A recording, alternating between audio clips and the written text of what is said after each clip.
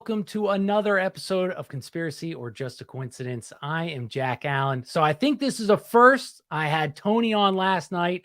I wanted to pick his brain again. So you are the first double repeat guest day out 2 days in a row. So Tony, thanks for doing it. How are you doing today, buddy?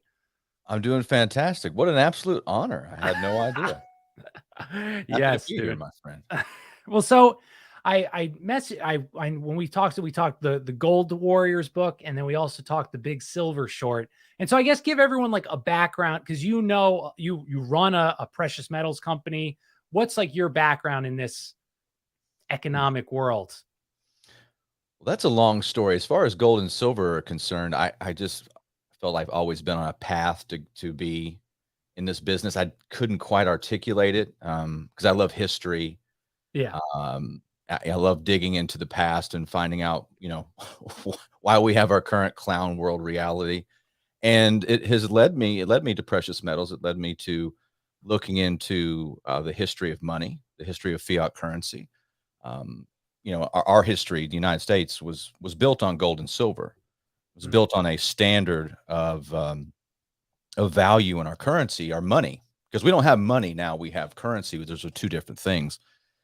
And anyway, this history alone just got me to the point where I said, I've got to see if I can get into this business because it seems to fit. And I've been in, my father was a convenience store entrepreneur, built restaurants and had a gasoline business from late 1979 onwards. And so I learned a lot watching him as well, and learned a lot from him starting his own bank. And I've talked about this on other shows. He started his own bank in 19, I think he was about 30. And What? he built the building, had chartered the bank, and that was right about the time that Texas used to have in their constitution where you couldn't have a national bank there. There was no Citibank, there was no JP Morgan Chase, there was no Wells Fargo. Huh. Every bank had to have a separate charter, and every bank had to have a president there. Like you had to, so when you're walking into your bank, you were dealing with somebody. And Interesting. in my opinion, what happened, they had the SNL loan debacle back in the late 80s. And after that, the FBI and the FDIC started really pressuring small banks. And my dad was pressured by these groups. I watched him go through it. And of course, he had other businesses. It was just bizarre to watch. And they broke up Texas banking. So that was my first introduction into conspiracy, into the realities, not like what you see on TV and what you think the country is and what you think law and order is. So I've talked about that before, and I showed my dad a clip of me talking about that. I think I was on the show Cash Daddies with Sam Tripoli. He was like, Okay. Yeah. "Dude, Yeah. I can't even watch you talk about it. It stresses me out still, because it's like it was just life changing." And yeah, I mean, I've always been interested in business and being an entrepreneur, and I've learned a lot as a combat veteran. I guess my value systems, Jack, are a little different.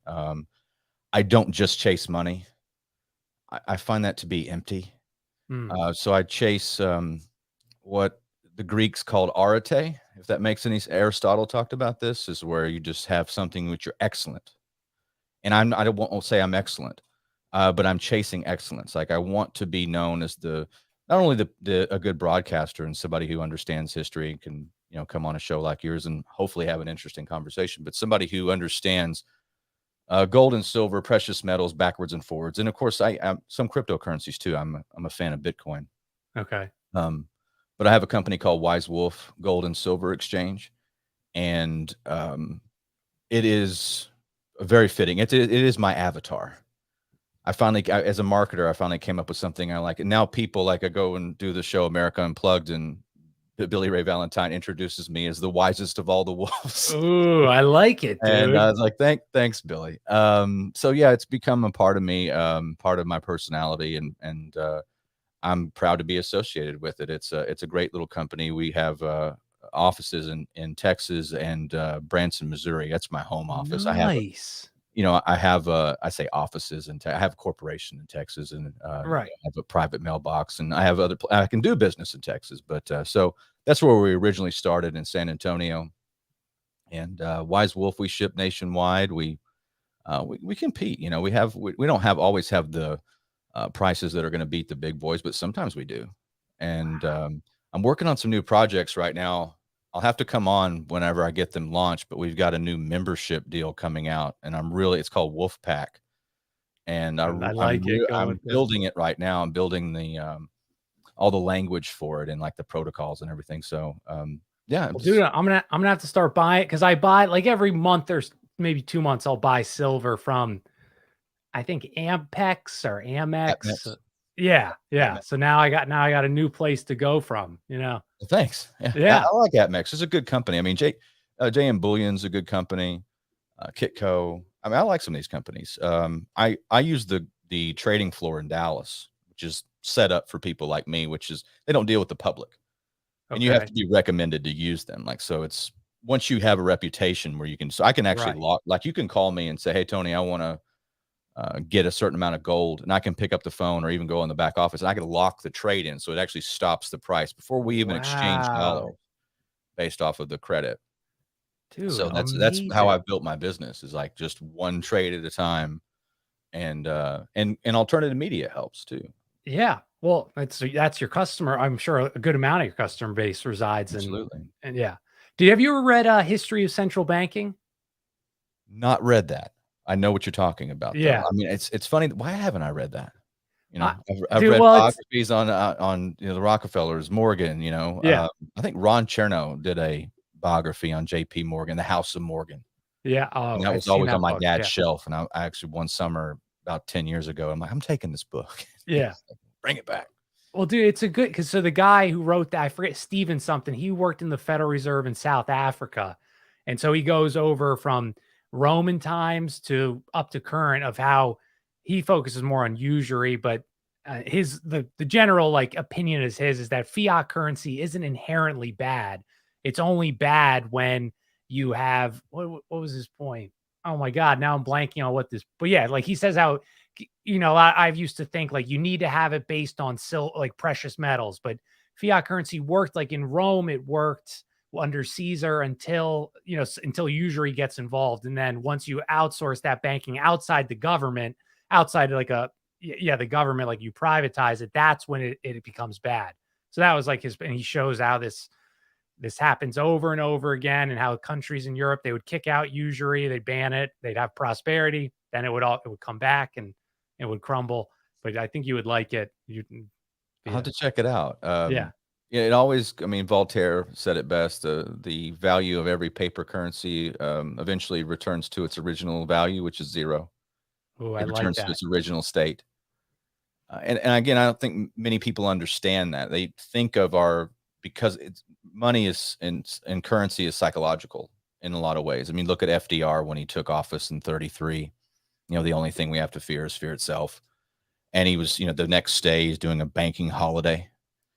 Well, they didn't want to run on the people were panicking. Yeah. And people were panicking, and people were going to go do big withdrawals. And he put a stop to that, or tried to. And then of course what followed was the gold confiscation. And this wasn't really gold confiscation. It was, you can't legally own gold, so turn it in. Not everybody did.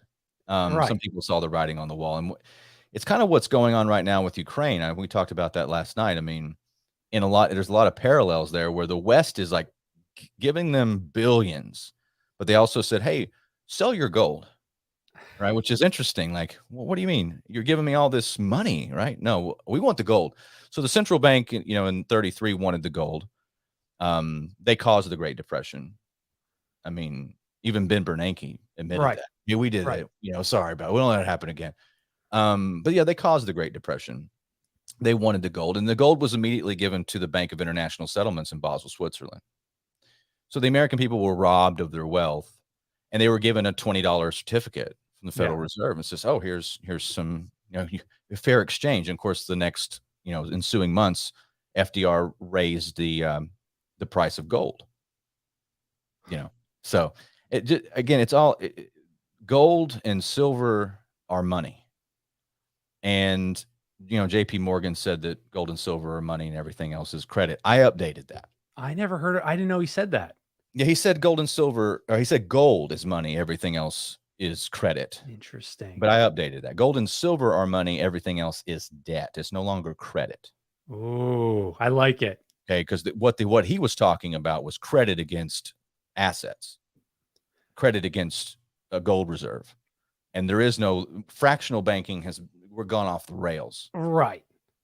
There is no, I mean, there's no more fractional. So banking. what would you say would be if we were in an honest government who actually cared, how would you save the economy? Would you put it back on a gold or silver standard? Because I've also heard that like the gold standard, that's not inherently, because gold is for storing wealth. Silver, like something, or like silver you would use every day. So when they even switched it from silver to gold, that was a hit on the people, because now the rich people hoarded their gold. Right. But I don't know if I'm not an economics No, I guy, think but you're onto something. What most people don't realize is that the word inflation really didn't come up in the first 100 and 50, 30 years of our right. existence as a nation.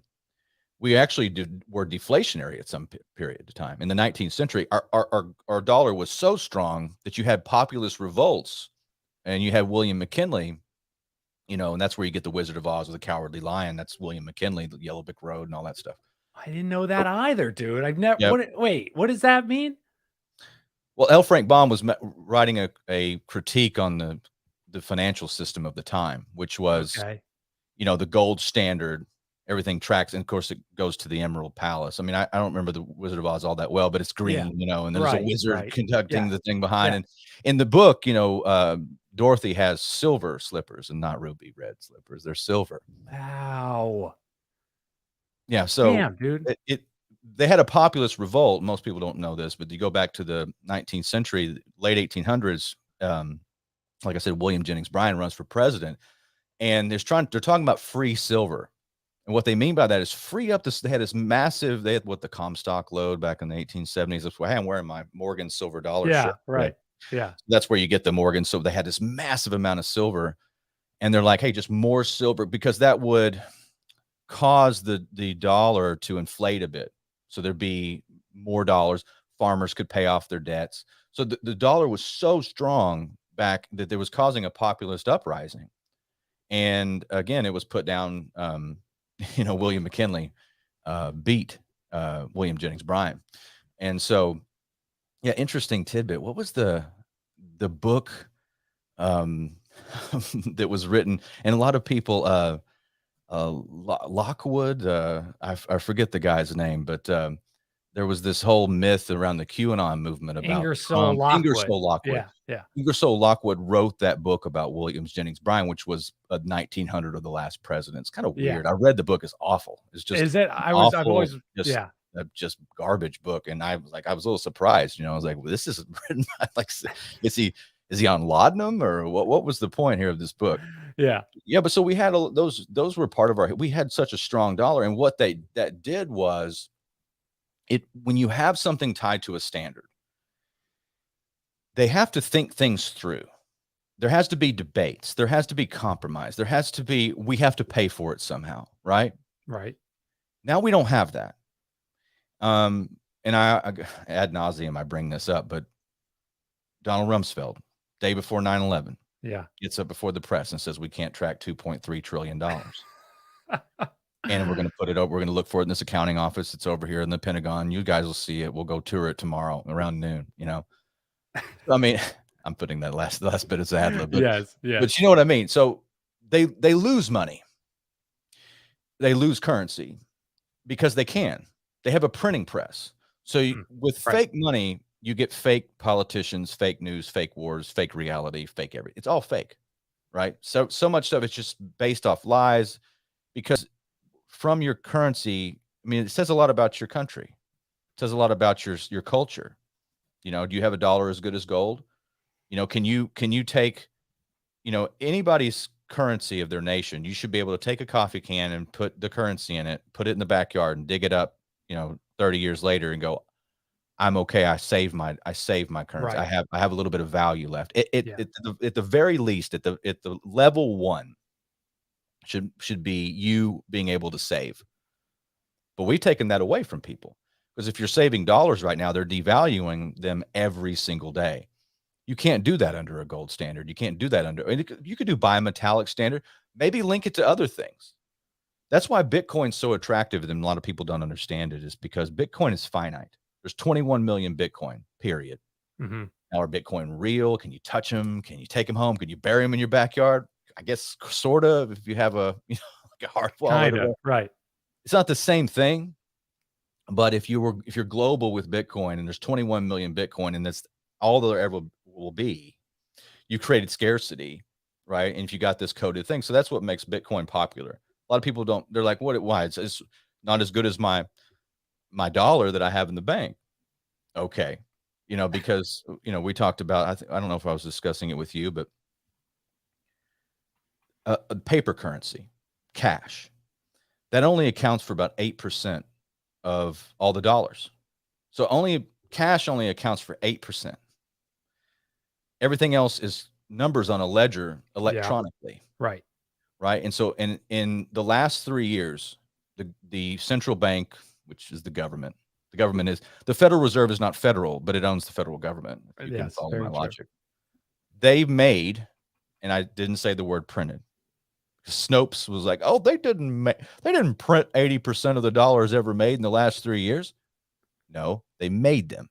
Yeah. So from the founding of our country until a couple 3 years ago, between Trump and Biden, they made 80% of all the dollars ever created. And people are like, I wonder where inflation came from. And this is the challenge that we have. Now, the good news is that in 1974, Gerald Ford made it legal to own gold. He rescinded FDR's executive order. And you know what happened? Because gold was $35 an ounce in 1971 when Richard Nixon took us off the gold standard. He interrupted an episode of Bonanza, which, by the way, ironically, is about people going out west to find gold. Just saying, it's a weird thing. Interesting. It was a Sunday night too, on August 15th, and he interrupted it. So the gold was $35 an ounce. By the end of the decade, in the 1970s, it was creeping up to like 800. It was a massive explosion on gold. Now, my argument is, and looking at gold now, $35 an ounce in 1971. Did gold go up in value? Yes. Well, no, it went up in price. Right. Yeah. And that is the issue. The gold, and that's why we were fined for the first, until the banksters gave us the Federal Reserve and Woodrow Wilson and all these other things. We didn't have these issues. We didn't have where, you couldn't save. So that's why after 1971, we have all these financial products. We have 401ks, IRAs. There was not commercials about the stock market. Right? They didn't have that. You could buy a house. You have the American dream. You put away, you save, right? You save for a rainy day, and you have a little bit of wealth. But now you can't do that because everything's inflationary. It's built into the system. So gold really didn't go up. Sorry. I love gold, but gold is gold. I mean, yeah, you can have, and I think we will see massive price increases in the next 5 years, but that's only because we haven't truly seen how bad fiat currency has devalued itself. It's not reflected there yet. Yeah. So yeah, gold didn't really go up. It's an illusion because your currency continues to go. And most people, it's so counterintuitive, they don't see it because we worship the dollar. Yeah. I called them Luciferian bankster notes, LBNs. I like it. Because they're not dollars anymore. I mean, it says Federal Reserve note on it. Mm-hmm. So I have a problem with the entire system that robs people. I mean, you got to think about how soulless and psychotic you are to tell the American public, oh, feedthepig.org, and you save a little money. And you have all these people on fixed income, and you're just robbing them. You're robbing the middle class. You're robbing the hard work, blue collars. You're robbing them every single day. And you're getting away with it because then you'll have people say, well, we'll blame the corporations. We got to have minimum wage at $15 an hour. No, what you need is you go back to before we took the silver out of our money, out of our coins in 1965. Well, if you got paid $1 an hour in silver coins, that's worth about $22 today. Yeah. Yeah. You see what I'm saying? It's not explained in school because it's like Henry Ford said, if people understood our banking system, there'd be a revolution by the morning. Yes. They don't understand it. So I love what I do because it fits. Like everything I do fits. It's like a glove. And just like, I can't believe I lucked into it where I just was able to start the business, and then I restarted my radio show, and it's been an amazing last, 4 or 5 years. So So you said that about the American history with inflation. Did you they brought up in that history of central banking book how so the colonial script notes or whatever, everyone's having this prosper, it's like I'm thinking the year is late 1700s and everyone's doing real well, and the Bank of England, they're upset, so they send millions of counterfeit colonial script notes to America. So I was just thinking of one time that in that deval within, I think it took 2 years, and by the end of that 2 years it was worth 1/8 of what yeah, they worthless as a originally. continental. Yeah. They call it Yeah. worthless as a continental. Yeah, and those are currency wars, and currency wars are going on right now. Don't think they're not. Like people are calling me like, "What's going on with gold? Like, why isn't gold the one sector that should be exploding right now Yes. is Yes. not?" But that's by Yes. design. I mean, Right. like, gas is going up, food's going up, everything's going up, everything's losing value, but my gold and silver are tanking. Sort of. You're talking about massive nonlinear warfare Mhm. going on in the metals markets, and it's the central banks and the giant bullion houses, selling off paper contracts that don't exist. I mean, they're Yes. using this in part to punish Russia, but also to make sure that you don't figure things out. Because as soon as some big money starts to go, and by the way, governments are buying gold. They broke all the records last year. I mean, from 1944 on, last I year was the yeah, in like right. especially India and China, right? India, China, everybody. They're all buying massive amounts of gold. Not advertising that No. because they want you in the stock market. That's why those products exist. They want you in the casino. Well, Mm. if the central banks want value, why don't they buy stocks, Jack? Why are they buying physical gold? Why don't you just buy some Tesla? Right. I mean, I it's never just thought of silly. that. Well, they I don't never buy thought. stocks. They're not buying into that system. They want you in there. And that's the thing is I don't have a problem with the stock market play and make money off it. I don't do it. And I mean, again, nothing wrong with doing that, but I just don't see this isn't my dad's stock market or my grandfather's stock market. Used to companies had to make money. Now they don't even make money. There's no profit. Some of these companies haven't True. made profit ever. And they're like, oh, they're valued as major earnings, but they're not in the red. I mean, they're not in the black. They're in the red. So This is so true. everything's to me, it's just clown world. So I'm just going back to basics. I save. I wish I had more gold, but I love my silver dollars. Whenever I Yeah. find a cool one, I'll save it. Yeah, but again, gold and silver are money. I think it goes back to the real. You've got Gresham's law, and that's an old, the bad money drives out good money. And then when you got all these fiat currency everywhere, people will say, well, I'm gonna play around. I'm gonna be in this approved system of fiat. Well, good luck with that because it will come to an end. And I think they're crashing things by design. They're punishing Russia with these low Agreed. gold prices, but you got to see who's buying, right? And the supply is so limited. I wish people knew that. I wish like Of if precious normal. metals. Oh yeah, Yeah. if normal people said, "Hey, I really want to buy get some physical stuff," it would crash it. It would Right. crash the market. Well, we talked about the silver short, briefly, and you were obviously you could probably explain that book much better than I can. But I liked what he brought up how, obviously silver is super manipulated, like you said, by those paper contracts. That if somebody put like even $1 million and they wanted delivery as opposed to the however that works is right. Like you at the end, you either sell your contract or you take delivery on it, right? That's how those work. And if they ever accepted delivery, it could crash the game that they're Yes. doing because they don't have that actual silver in the JP Morgan vaults or whatever of it, which I find that like fascinating that no one this Well, game. it's because the central banks have a vested interest in keeping gold at a certain level. Gold, we have a gold standard. And I'm going way back to my comment on Gerald Ford. We don't need the government for currency. Mm. We don't, folks. We have a gold standard. We have a silver standard. You can look at the goldprice.org. You can go to wisewolf.gold. You can see the prices every day. And that's global. We have things like Bitcoin. We don't need them. We really do. We have the technology where we don't need any government anywhere when it comes to currency whatsoever, period, end of story.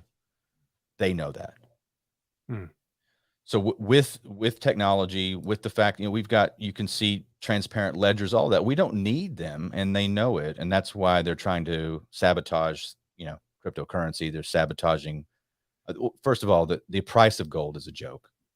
Yeah. And it's funny because when gold starts going up, my phone rings a lot. Okay. When Oh, gold that goes interesting. down, Right. it slows down a lot. And I want people to think about that. Why are you calling me when it's breaking 2,000, but That's you're a not good calling me point. when it's a bargain? Right. But that's just, I guess, the psychology of the Yeah, it's market, like human psychology of the nature. crowd. Yeah. Well, shouldn't gold, so that in that book it talks about how it's like I forget, they call it the golden ratio or the ratio how it's 1 to 8, right? And like even Isaac Newton, he guesstimated this before they Mhm. even were digging underground, that gold was 8 times more or less prevalent than silver. So it should be 8 times or Well, eight see, to our 12, our right? ratio was, well, it's different ratios for different civilizations. Okay. We had a 16-to-1 ratio In set up by America. in the United States Okay. and elsewhere, pretty much the Western world, from the late 1700s on until the 1930s. It was 16 ounces of silver made 1 ounce of gold. Okay. Okay. The, um, Side note: the Egyptians in ancient Egypt Yeah. were 1-to-1.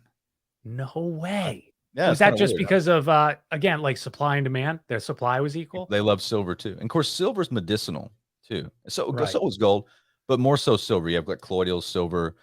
Silver treats like the antibiotic resistant bacterias that are really prevalent, like in hospitals. They use silver. Mhm. I love silver. You could put like a silver dollar in the milk. While you're on a wagon train, it would last longer. I put silver dollars in my water purification. Do you? Yeah, just because I think it does help a little bit. Just it wards off vampires too. I don't know if you knew that. It kills werewolves. Silver's great. So there's a lot of upside in that. Yeah. So like, and it was right now, what's the ratio is way bigger than 16 to 1, isn't it? It's huge It's gap. like 87. Yeah, right, Well, let's which do the makes math. no I'll sense. do it with you on there, live on air. Yeah. Let's look at goldprice.org. And so the price of hey, it's the gold price is 1717. Oh, there Uh, we the, go. it's the anniversary of the first Masonic lodge in England. Okay, Yeah, so let's do yes, that is let's true. divide that by 1881, which is the price of silver. So that's 91, is that right? Damn. 1917 divided by 1881. Yeah, it's 91. So it And takes 91 ounces of silver to get 1 ounce of gold. And for people listening, that because we were talking about that ratio, that's the reason why it's such a huge gap, is because companies like JP Morgan, you can correct me if I'm wrong, but like JP Morgan, and I forget who else does it, but they use these paper contracts to artificially hold down the price of silver specifically. And that's like where according to this book, they make all like ever tons of their money is made from their silver manipulation, because Sure. they dominate, and that's why they've demonized. Well, I would love your take on the Hunt brothers, but like they demonize people like the Hunt brothers for trying to corner the silver market They were when they're just doing the exact small. same thing. Right. Well, they're doing it on a massive scale, never before Yeah. seen. I mean, at least the Hunt brothers were out telling everybody, get all the silver. We're going to get the silver. I mean, it's funny. I got a call. I think I was about 26. I'd just gotten out of the army, and my dad had some properties he was liquidating. He says, I need to sell these corners. And so I put signs up, and one of them was a really, and it's probably worth 3 or 4 times what it was, but it was, it was $800,000 couple of acres. It was really Okay. neat. So I was a real estate agent, and I get this call. It says my client would like to purchase it in cash. We'll close in 3 weeks. And I said, oh, great, excellent. I sold the piece of property. So you got to come to Fort Worth to close. I said, okay.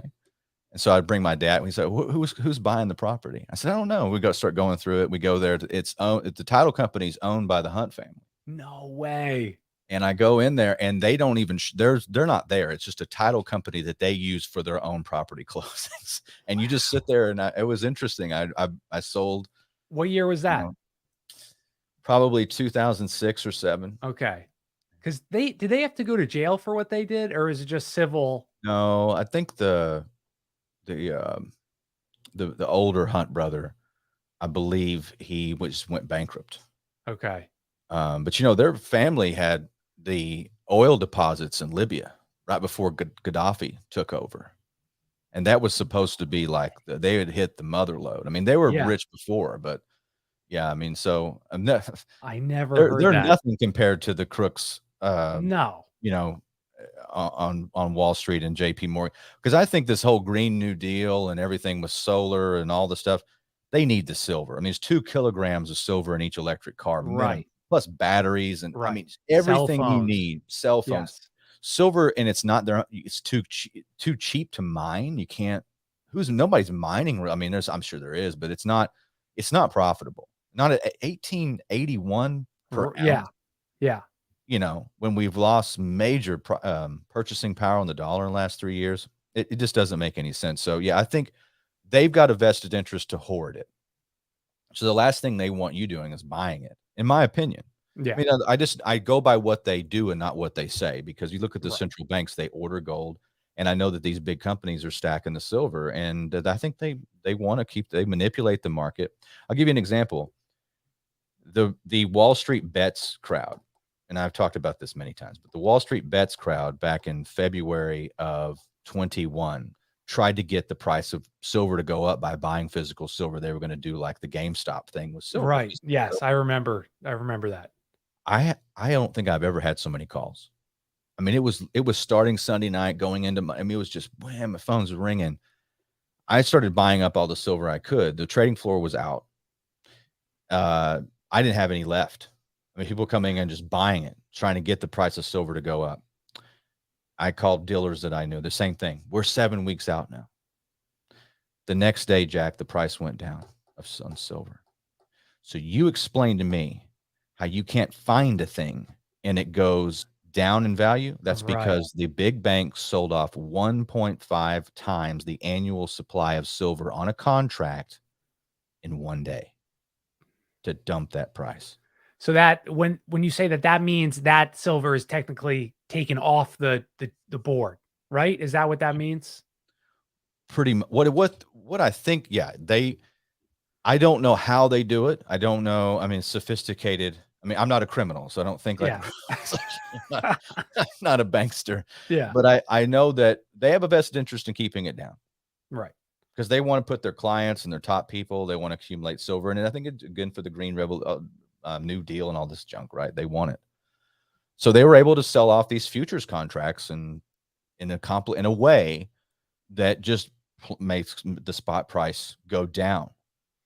So instead of it, because silver's been $50 an ounce twice, once in 1980 when the Hunt brothers pushed it up, right, and again in 2011. And I ask people, if you had $50 in 1980, what's that like today? Not the same thing. No, it's about $200. So I think, if you just go by the ratio, let's go by the ratio that we had from the time of George Washington to Eisenhower. So, let's go to the ratio of 16-1. Yeah. It's 1717 divided by 16. That means it's $107 an ounce. Wow. Damn. And I'm not telling you to go buy silver, you're going to be rich, because how much gas do they have left in the tank to manipulate things? A lot. They got a lot. They got wars up their sleeve. They got all kinds. They can do any. I mean, it's funny. People ask me all the time. They're like, "What happens if gold's illegal? What happens if they come and get my gold?" I'm like, "Well, then you got bigger problems than your savings account. Absolutely. It means you live in a totalitarian hellhole, and you got to decide if you're going to live in it or not." Right. I totally agree. Yeah, that's a fair point. Well, and you brought that point up earlier, like how if inflation, the dollar is dropping, this should rise crypto, this should rise precious metals, because you're losing faith in the dollar, but this doesn't happen. And the only way that this could be possible, this doesn't happen, is severe manipulation by the same people that are causing the decrease in faith in the dollar. It's just and nobody ever thinks about that. Or like, I guess regular people don't think about that. That's not like well, I mean, that doesn't make much sense. Jim Cramer, Jim Cramer on Mad Money says, "Hey, this is a juggernaut. We're in the best bull market you've ever seen in your life." I mean, where do they? Is that what he says? Oh, oh, we've already hit the bottom. We're going to come up. It's going to be great. I mean, I don't know where they find these people, but we have so damaged our economy. It's again, you can argue whether it's on purpose, and it looks to me on purpose. Yeah. Like they're just doing like a controlled demolition, like getting rid of this, and so they can replace it with something else. And that would be the central bank digital currency or a one world currency or something. And then they could use war as a smokescreen for that. But yeah, they don't want prosperity. Because we would have that if the elites. I mean, the can-do spirit of entrepreneurs in America. I mean, just let it loose. They don't want it loose. They don't want people building things and making things. They don't want any of that. In that book, History of Central Bank, it's literally like a cycle that just happens. Like each country, they would get rid of what, I think Caesar, he banned, that was an issue in Rome. The top 16 families held all the wealth. Even at the end of like Rome, the Catholic Church had 2/3 of all the land, and they just stored their wealth. And so but every time there's prosperity, then something will happen. A central bank gets involved or usury gets involved. And this prosperity is just ripped out of the hands of the people that built the prosperity or deserve it from working hard. In a day, they're penniless. It's so disgusting and disheartening. I mean, it's horrible. It's horrible. Yeah, the only lesson we learn from history is that we do not learn from history. Oh, I like that too. You got a lot of poetic sayings. There was Pat Buchanan, and I think the philosopher Hegel said that. So it's not a Tony original, but I remember stuff like those are good. Those are good things to bring up in a great conversation like this. I mean, it repeats itself over and over again. There's giant wealth concentrations followed by revolution, wealth redistribution, and then reconcentration. The wealth usually will end up back in the hands of people that have a certain mentality. Oh, have a certain, right? So that's pretty natural. But I do think that we live in an artificial construct now, because I think they figured this out. I mean, you're talking about, I'm looking back to the 19th century with the big banking houses and families like the Rothschilds. Mm-hmm. And you look at Karl Marx. Karl Marx was funded by this shadowy group called the League of Just Men. I think that they set up the Marxist movement to be a controlled opposition system. So the capitalists ushered in communism on purpose. I think. Yeah.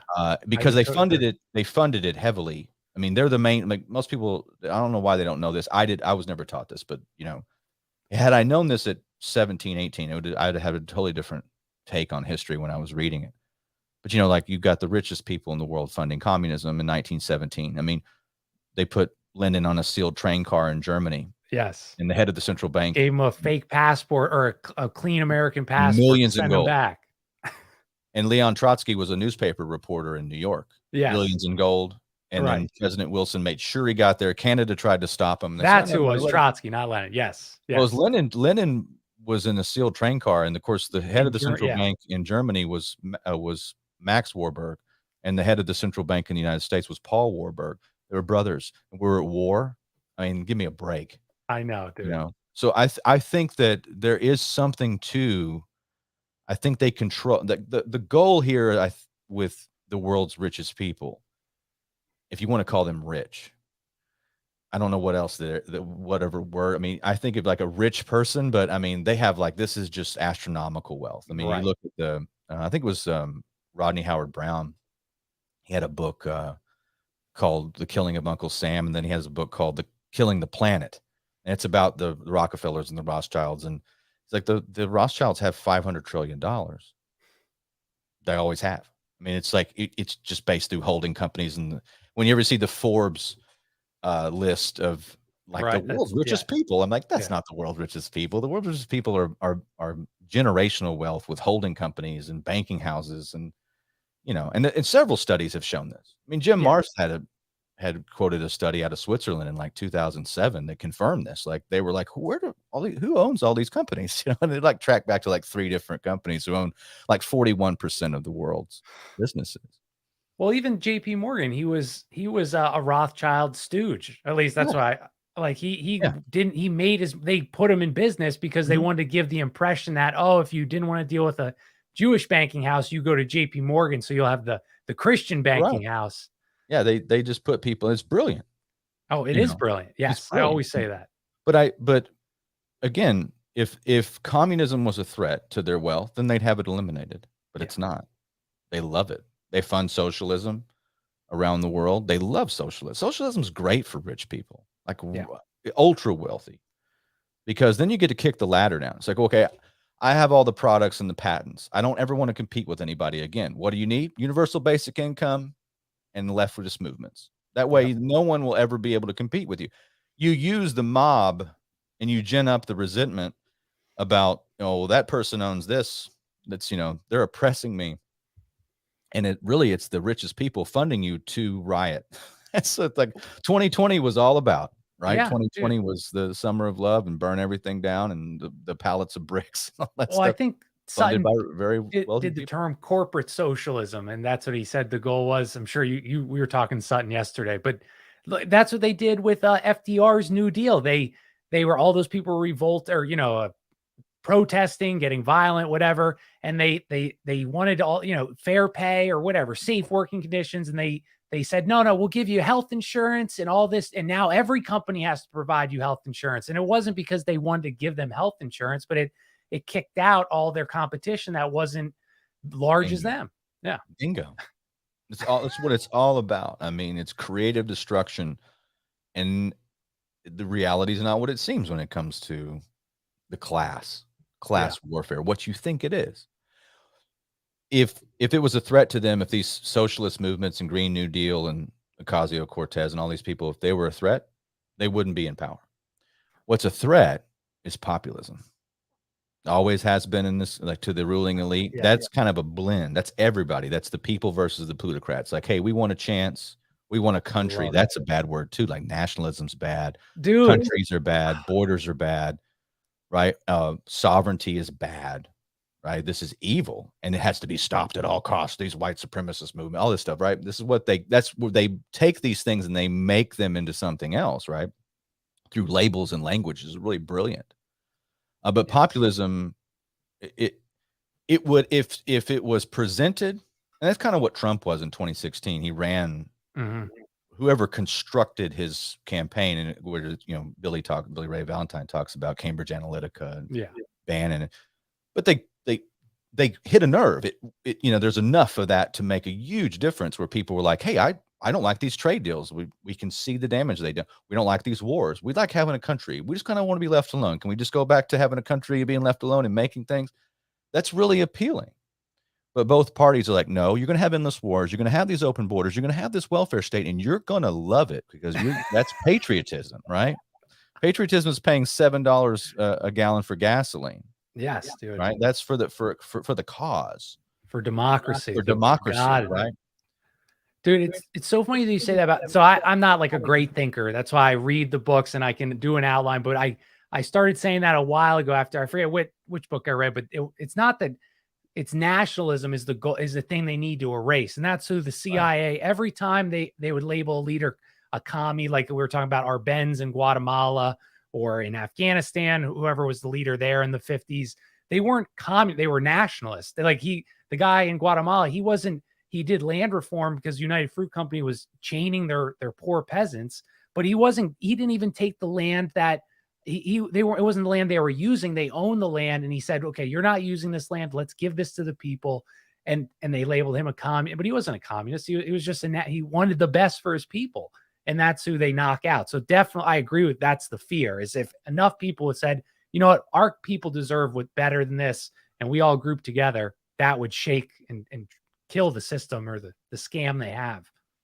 No, but nationalism, I mean, and I don't even know what to say now. Like, what do I believe in as far as nationalism? Like, in our country, as it currently is, I mean, I kind of like the Thomas Jefferson small republics. Yeah. I mean, Texas should be its own country. Right. I didn't used to think that. I mean, I ran for Congress in 2013, 2014. And I got asked by the Texas nationalist movement at the time. And I said, well, I served in the military. I'm, a combat vet with people from New York and California and Ohio. And I believe in one country. And I mean, one of my heroes was Sam Houston, who was the first president of Texas. And, he was a Union man. He wouldn't swear allegiance to the Confederacy. So they kicked him out as governor at the time. And he'd won independent. I mean, it's like, in your own lifetime, you go from hero to zero. Yeah. So I've always been a Union man. However, I don't recognize this country. I don't know what happened. Like in the short time span where I was like, we have some problems and we can fix them, to buy storable food. Just like, I mean, and I hope I'm wrong. I mean, I hope I'm wrong about so many things. I really do, because it's, if what I think is on the horizon, it's going to hurt a lot of people. So many. I mean, there's no good scenario there. But I believe that freedom really only exists in small, Thomas Jefferson thought this, small enclaves, small republics. I mean, how do you have freedom in this country now, where we have political prisoners? And regardless of what you think, I mean, people that went to the Capitol, I mean, you have to have a trial, you have to be able to face your accusers. What are we doing? So, you can't, it's funny. I come out of conservative talk radio, and I'm still on, and a lot of good people in that arena, but there's a lot of lessons to be learned, because people will call up, and like your favorite host, like I used to follow Mark Levin. Okay. And, people call, all right, Mark, we got to get over there and bomb Iran, and that was like, that's the number one, like with conservative, I'm putting in quote, conservative. Yeah. All I see.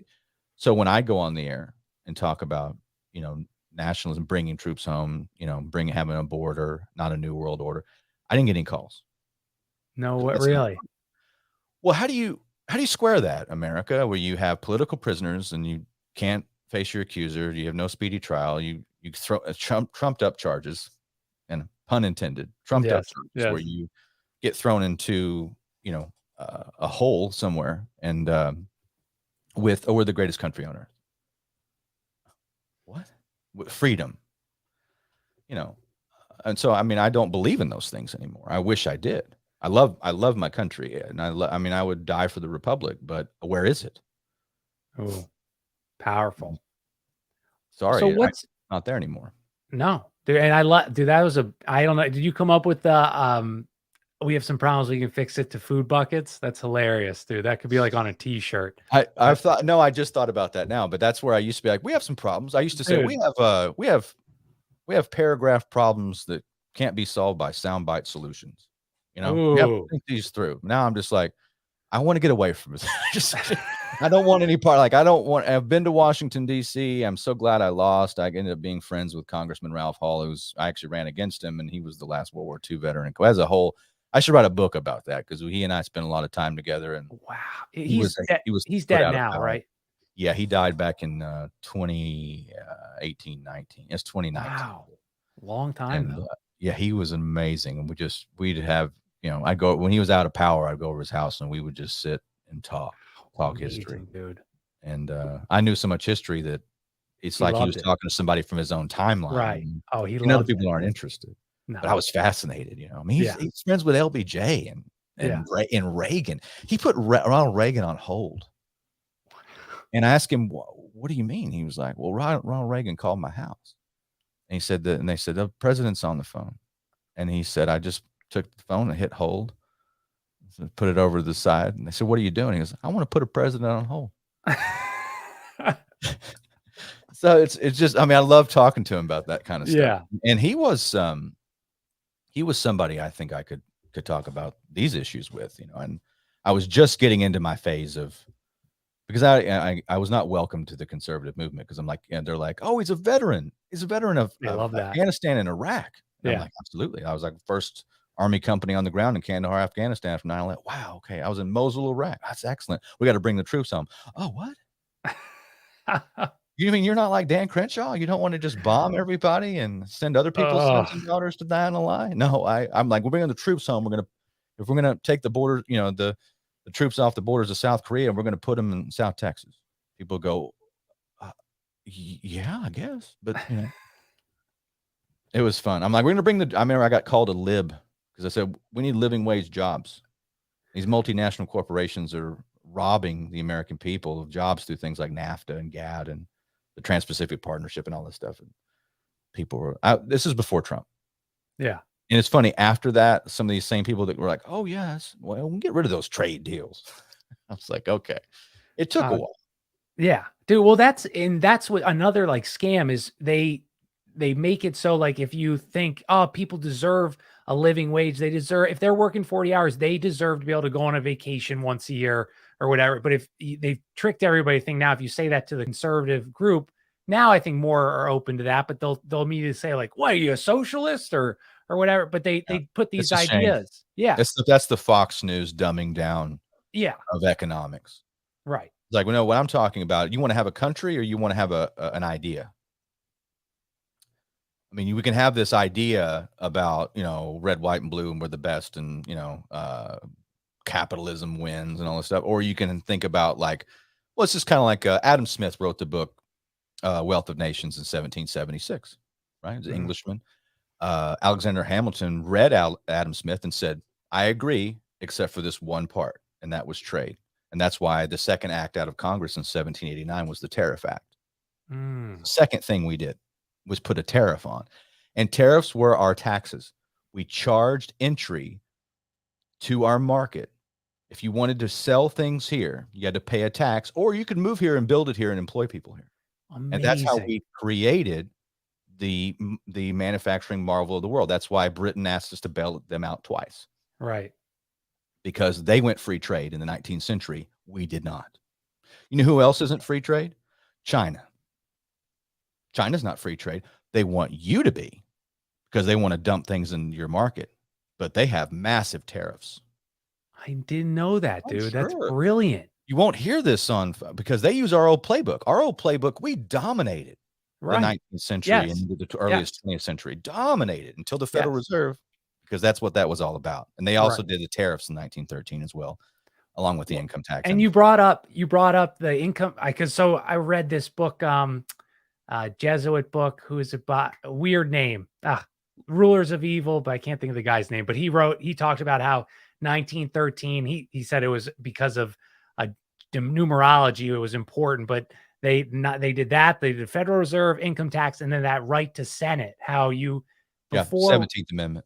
Yeah, so now that's so bankers can elect your senator. Right. So now, because now to elect a senator on average, it costs about $13 million to get a state. That's peanuts. Yeah. That's peanuts. Right.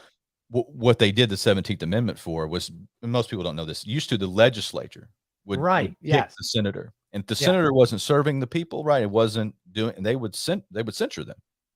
They bring them, they could recall them, say, no. Right. And so the legislature was very, very important.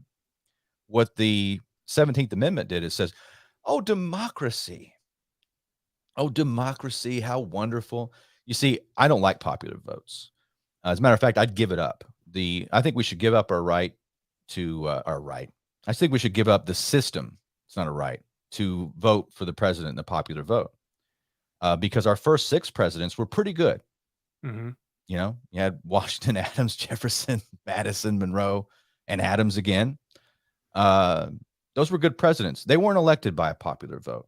They were elected by Congress.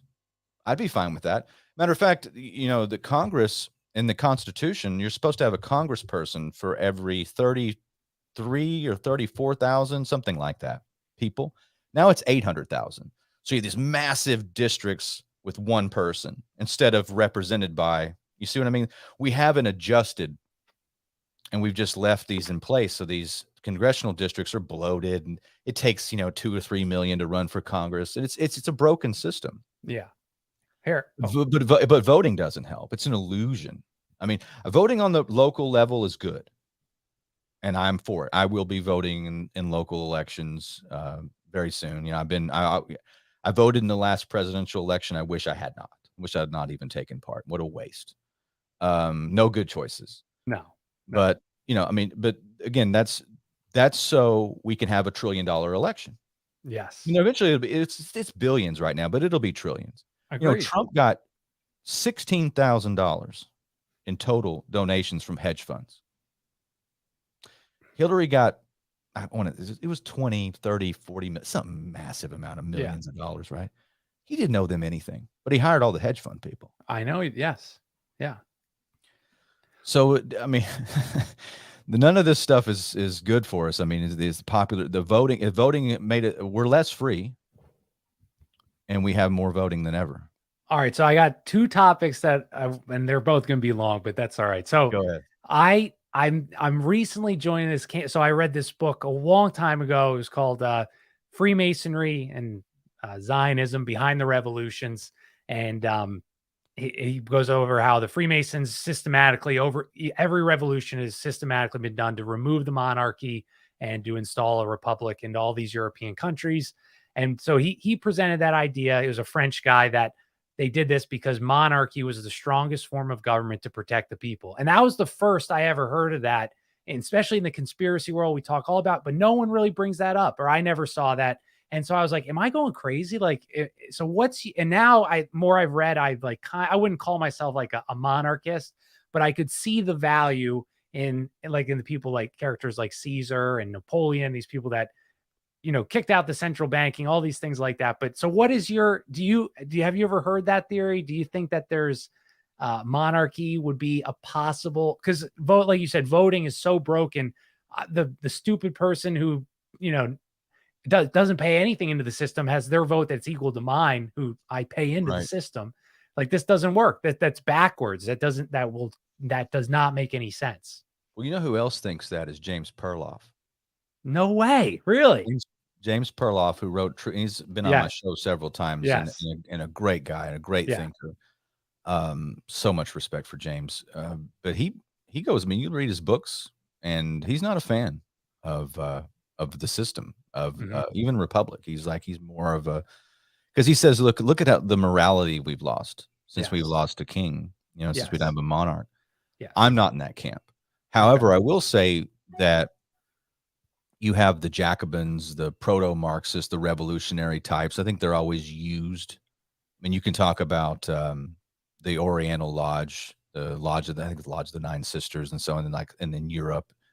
Freemasonry was different in Europe than it was in the United States. I mean, even today, still, it's different. There's there's different philosophies. So, and you go back to the encyclopedists, like Diderot, in like Voltaire and these guys. Okay. They had such disdain for the church and kings. They're like, the world and mankind will not be free until the last king is strangled by the entrails of the last priest. But they weren't right. No, because we're marching into a totalitarian hellscape. And I don't think that's because, I don't think that's because democracy's triumphing or that we're, we're entering a good age because of our voting. I think that's because, you tear down an old system, you got to replace it with something. So I'm not in favor of a king. I do think that our republic works. And, Franklin, that challenge, the wise old man, he said, it's a republic if you can keep it. Yeah. Right. And so what I study and what led me to what I do in broadcasting is I read a book called The Death of the West by Pat Buchanan. When I was leaving Iraq in 2004.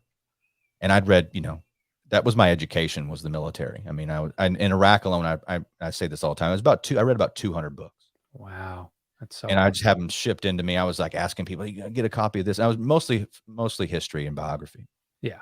But that was one of the last ones I read was The Death of the West.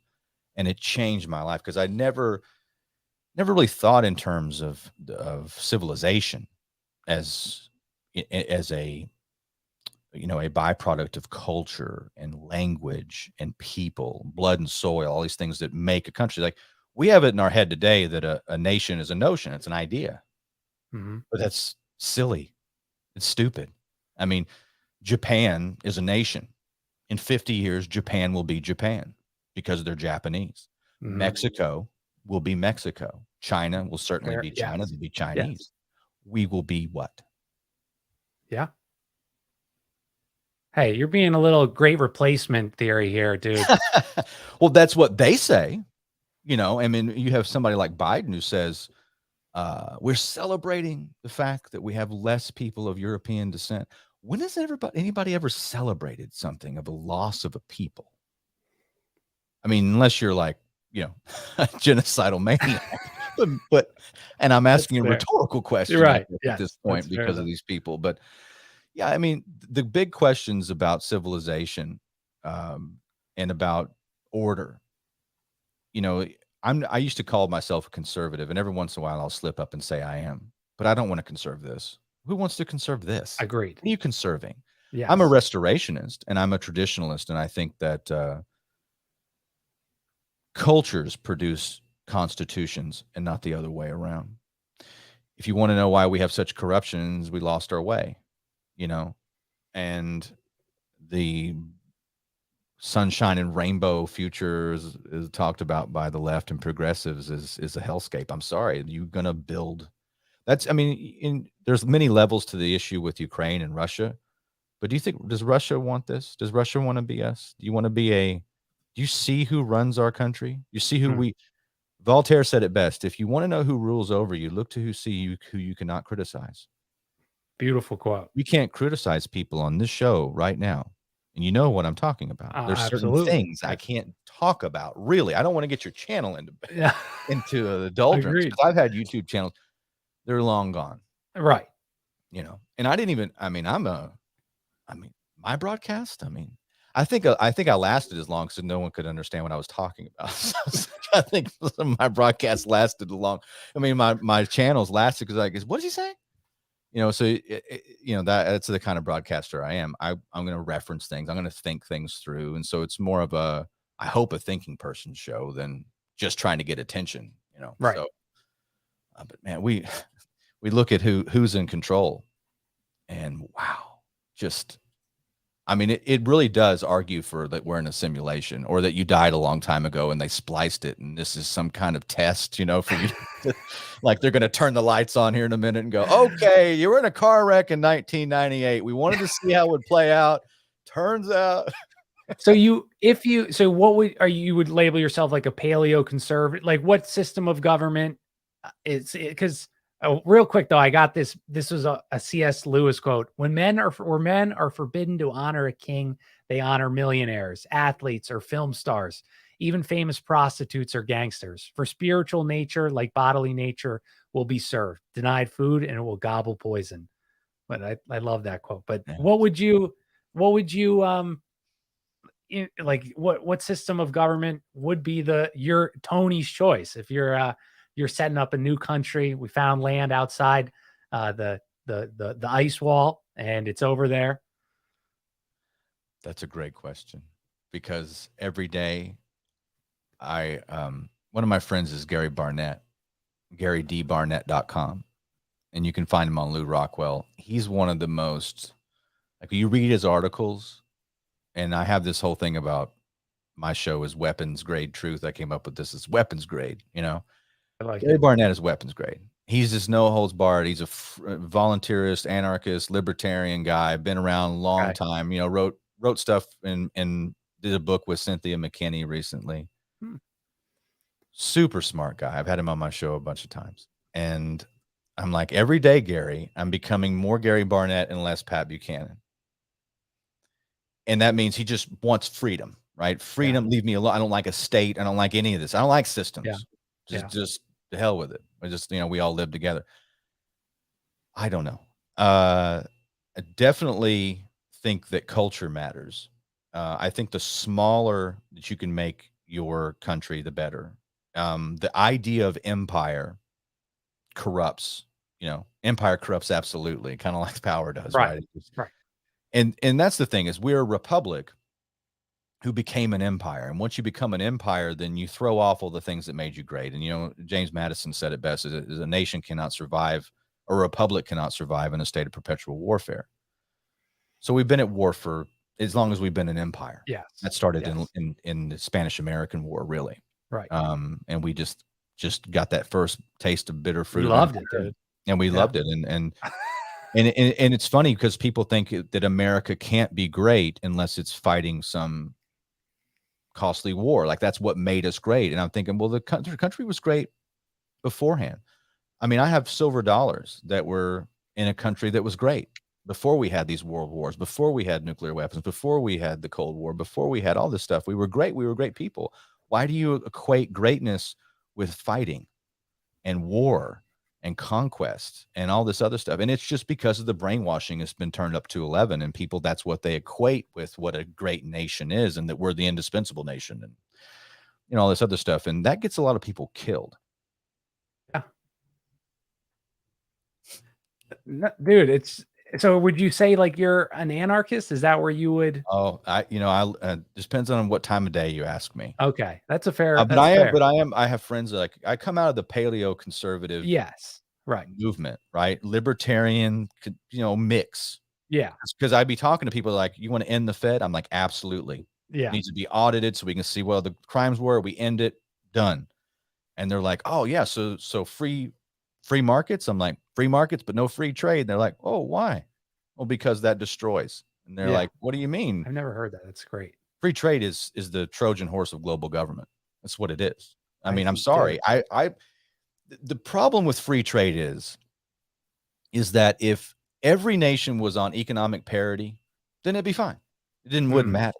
But what you're talking about in a Darwinian contest of survival of the fittest, these corporations and governments will actually just go outsource stuff and make stuff for, a hundredth of the cost and ship it back in and create a consumer society. That's what happened to us. Yes, that's exactly what happened. Yeah. Right. I mean, and you can look at the graphs. I mean, math is not political. You can just look at the graphs. Look at the last time this country ran a trade surplus was 1973.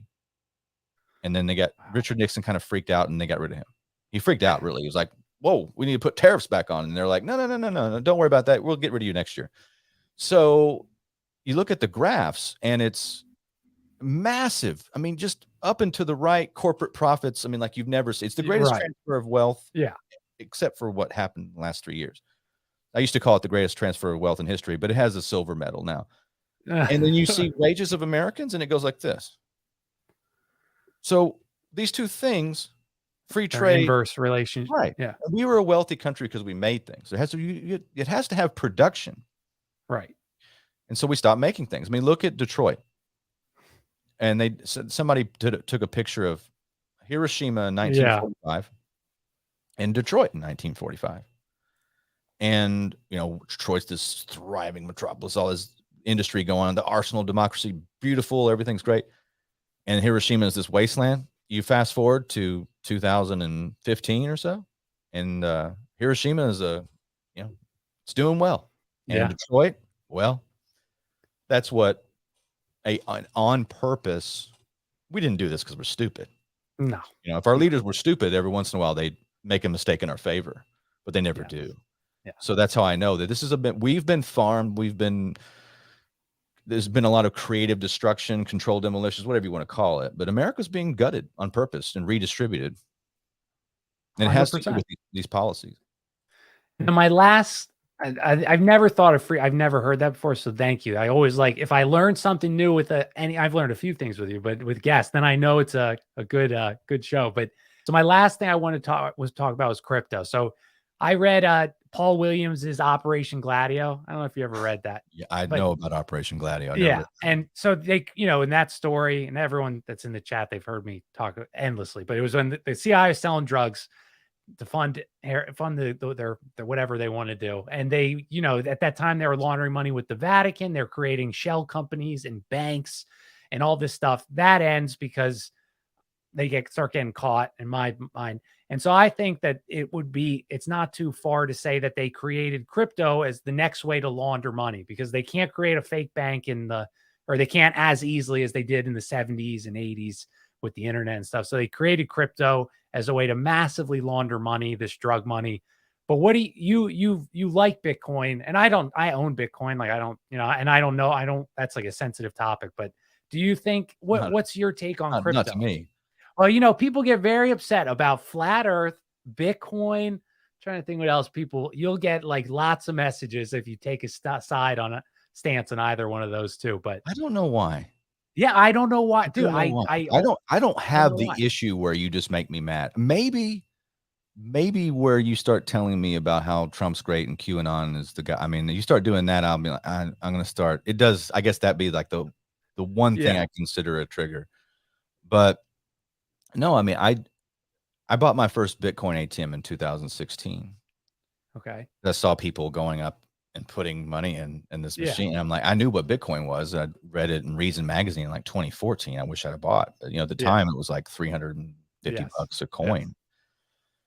So I bought my first machine, sort of. I bought a machine and they never delivered it. I had to fight for a while to get. I finally got a machine, and I've built it up over time and learned a lot about exchanges and learned a lot about the process and what Bitcoin is, and it's a mystery. Who is Satoshi Nakamoto? Yes, that was the other. Yeah. So this is my answer to people. I do not know. If you presented me with evidence that it was controlled by the Central Intelligence Agency or something to launder, it wouldn't surprise me. They've done so far they haven't utilized it correctly if that's the goal. And my other question for them would be, why would you need to hide something? You run everything. That's a good point. That's why I don't even understand, like, and I'll just sidetrack this for a second, but like pedophile, like, the blackmailing, like no one gets in trouble. What's the blackmail about? No one ever goes to jail for these things. Not in if you just believe in globalism and believe in, you're fine. Right. I can't think of any. So that's just always been a thing with me. Like no one gets in trouble. So just do what you want if you're in the elite. So I don't know. Maybe they did though. So I just think of Satoshi Nakamoto. I don't know if this is a person or a group, but I think it's done a lot of good. It has the potential to do good. And I think a lot of times in alternative media, we believe that the elites and that the forces of darkness and the new world are powerful. They're so powerful and they're so smart. Our side has smart people too. And you got to ask yourself, if you had the historical chance to create a disruptive technology to an evil system, fiat currency, a scourge on mankind, robbing people, creating fake realities, fake wars, all the things we talk about, fake everything flows out of fake money, 100%, right? If you had an opportunity, and I'll ask your audience this too, because I asked my audience, I asked myself, if you knew that you could build something, but you could never claim it, or you had to walk away, because that's the only way this thing gets built.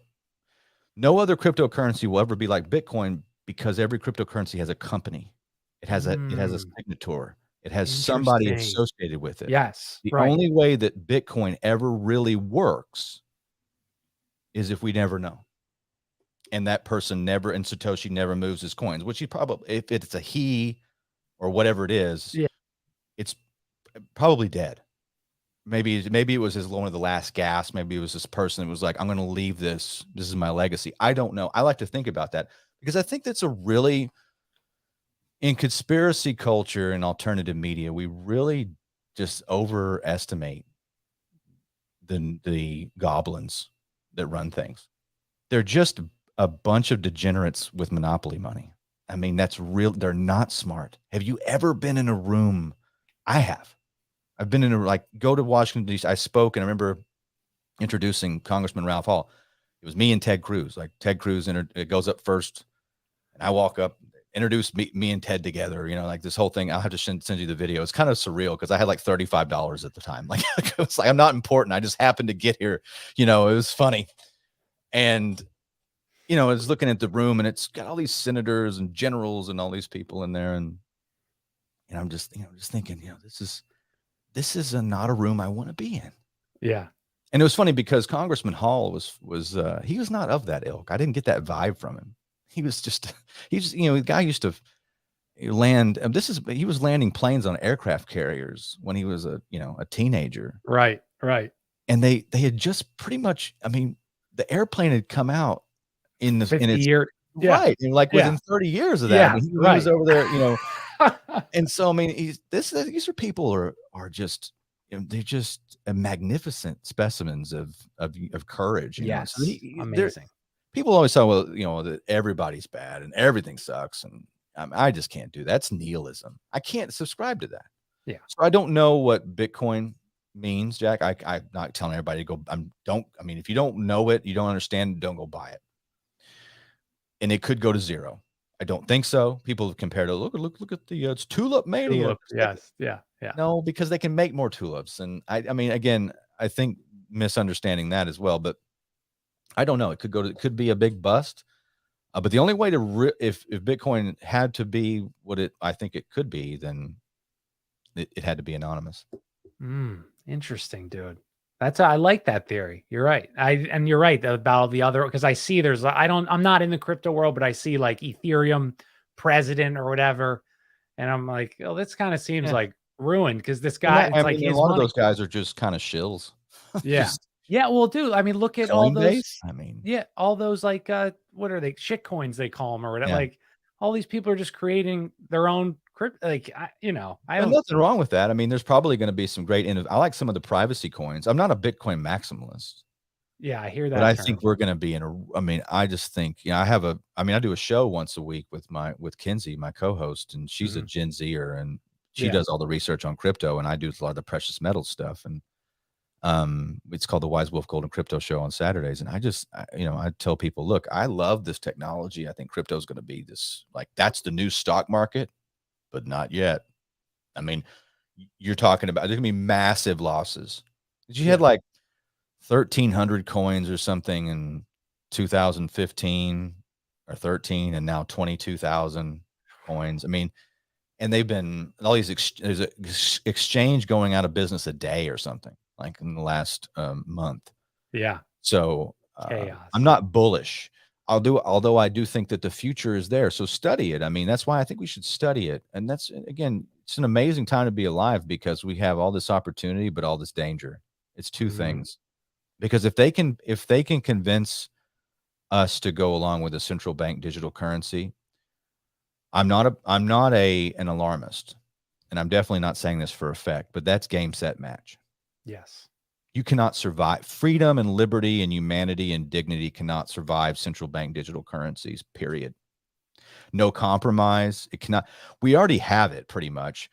But with a central bank digital currency, a CBDC, you're talking about being able to expand and contract the money supply in real time. No cash.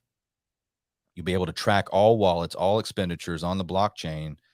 And you could also tie that to a social credit score where, if you believe in Jesus and sovereignty and land and freedom, you're an enemy of the state. So you don't get to go to the grocery store today, or your currency expires. Oh, you didn't spend it fast enough. You can't save it. I mean, it's just, they can make stuff disappear to contract money supply. It's terrifying. And these, and both parties are just marching us in. I saw these memes like, you can't wait till November. The Republicans will get up there. And I've been a Republican, and I know how bad they are. And the RNC calls, I've blocked the RNC's number about 300 times now. I don't know why I can't get them to stop calling. They call me on a different number, and I'm like, I'm not giving money to the devil. Right. You guys are controlled opposition. And I think that the CBDC, Jack, will be sold to us by a Republican. Period. Interesting. And that's because I won't say the word, but this is what we've been sold. That was sold to us by a Republican the last 36 months. That's very true, dude. Yeah. Dude. Well, this was a lot of comments said how great the show. And then your one guy, Chris, he wanted to know what your next Paratruther podcast topic was. Well, so Chris Graves is a researcher for Donald Jeffries. He's too modest, and he won't say what he does, but he does a lot of research for the great Donald Jeffries. Oh, that's nice. Work. And Chris is kind enough to do some research for one of my shows. And I used to do a live show every day. I did Arterburn radio transmission. Now it's once or twice a week. Okay. And just because I'm so busy, but I decided I need to do an audio only old school podcast where we just dives into stuff, kind of like we did today. It's a great show. Yeah. Fun. And I called it Paratruther. And so I'm like, I have to coin this. This is like, because I was a paratrooper in the Army. Right. I was like, now I'm a paratruther. And the logo has me parachuting, through the all-seeing eye. And there's Kinsey made that for me. That was a great logo. Wow. But I do that about once a week. And I think the last topic Chris Graves and I did, and we did the Georgia Guidestones, and Chris brought a lot of stuff. And then I had my friend, Mr. Anderson, on. So we had that. And we're going to do the next show. We're going to do 1979. I'm going to start doing years. I remember that's such a good idea, dude. That's a really good idea. Yeah. I just think, like, pick a year. And because I was born in 79 and I have a lot. I mean, because I got this idea from talking to James Perloff. He's on my Love it. show last year on 9/11. And we were just kind of going back and talking about, different aspects of history. And he was like, in 1979, very important year. I'm like, I thought the same thing. And he was like, yeah, very, very important. It's very pivotal. And I'm like, okay, so I need to do a show on this. And so I'm now getting around to it. That's hilarious, dude. Ah, that's great. Well, where can people find you, Tony? I know you just did it last night, but just in case any new listeners. Yeah. Oh, you can find me, and my website is arterburn.news. That's my last name, .news. And my show is the Arterburn radio transmission. I think I'm on episode 407 or something. I've been around for a while. Wow. Anywhere podcasts are found, you can find the Arterburn radio transmission. And if you go to my website, you can find it. Paratruther's also on that feed, although I do have a separate feed for Paratruther as well. America Unplugged. And I don't know how I'm on America Unplugged. So I'm on with the great Billy Ray Valentine, the legendary Don Jeffries. I used to read Don's books, never met him. Now I do a show with him. It's kind of weird. Amazing books, dude. Amazing books, and just a great mind for it. And we've done, when I fill in for David Knight, I used to be over in InfoWars, and I would fill in on InfoWars for David Knight and Owen Schroyer, but a lot for David. Now I just fill in for David when he needs me. But yeah, I've had Don over there, and Don Jeffries, I can see him in the back office. I'm live on air. Don't know what we're going to talk about, and put him on live. We can do 2 hours. It's just cool. Yeah. He's a fantastic human being. So that's America Unplugged, and that's every Saturday at 11 a.m. Central Time on rockfin.com. Nice, dude. Well, thanks, Tony. This was great. I was so excited. We talked all about that silver short, so I had to get and now I got a new place to buy precious metals from. So you got a new customer, dude. So now it's a win-win. But thanks everyone for listening. We'll talk soon and have a good day. Peace.